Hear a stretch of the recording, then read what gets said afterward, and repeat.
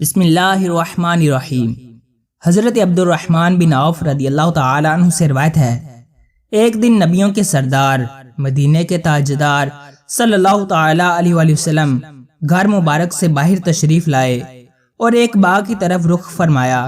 حضرت عبد الرحمن بن عوف رضی اللہ تعالی عنہ نے دیکھا تو پیچھے پیچھے ہو لیے۔ آپ صلی اللہ تعالی علیہ وآلہ وسلم باغ میں داخل ہوئے، قبلہ شریف کی طرف منہ کیا اور سر سجدے میں رکھ دیا۔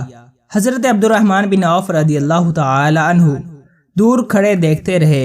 فرماتے ہیں، بے کسوں کے مددگار سرکار علی وقار صلی اللہ تعالی علیہ وآلہ وسلم نے بہت لمبا سجدہ کیا، یہاں تک کہ مجھے خوف ہونے لگا کہ کہیں حالت سجدہ میں ہی اللہ پاک نے روح مبارک قبض نہ فرما لی ہو۔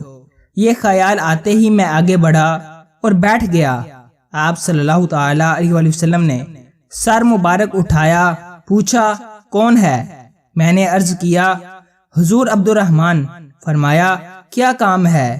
میں نے عرض کیا یا رسول اللہ صلی اللہ تعالی علیہ وآلہ وسلم، آپ نے اتنا لمبا سجدہ کیا، مجھے خوف ہونے لگا تھا کہ کہیں اللہ پاک نے سجدے میں ہی روح مبارک قبض نہ فرما لی ہو۔ عاشق زار کی محبت بری بات سن کر اللہ پاک کے آخری نبی رسول ہاشمی محمد عربی صلی اللہ تعالی علیہ وآلہ وسلم نے طویل سجدے کی حکمت بیان کی۔ فرمایا میرے پاس جبریل امین علیہ السلام حاضر ہوئے اور بتایا یا رسول اللہ صلی اللہ تعالی علیہ وآلہ وسلم، اللہ پاک فرماتا ہے اے محبوب صلی اللہ تعالی علیہ وآلہ وسلم، جو آپ پر درود پاک پڑے گا میں اس پر رحمتیں نازل فرماؤں گا، جو آپ پر سلام بھیجے گا میں اس پر سلامتی اتاروں گا۔ اس نعمت کا شکر ادا کرنے کے لیے میں نے اتنا لمبا سجدہ کیا۔ اللہ اکبر۔ اے عاشقان رسول، غور کیجئے، درود کس نے پڑھنا ہے؟ امتی نے۔ رحمت کس پر اترے گی؟ امتی پر۔ سلام کس نے بھیجنا ہے؟ امتی نے۔ اللہ کریم کی سلامتی کس پر اترے گی؟ امتی پر۔ اور سجدہ شکر کون ادا کر رہا ہے؟ امت کا غم کھانے والے، شفاعت فرمانے والے، امت کو بخشوانے والے، جنت میں پہنچانے والے آقا صلی اللہ تعالی علیہ وآلہ وسلم۔ سبحان اللہ۔ اندازہ کیجئے ہمارے پیارے آقا مدینے والے مصطفیٰ صلی اللہ تعالی علیہ وآلہ وسلم کو اپنی امت سے کتنا پیار ہے۔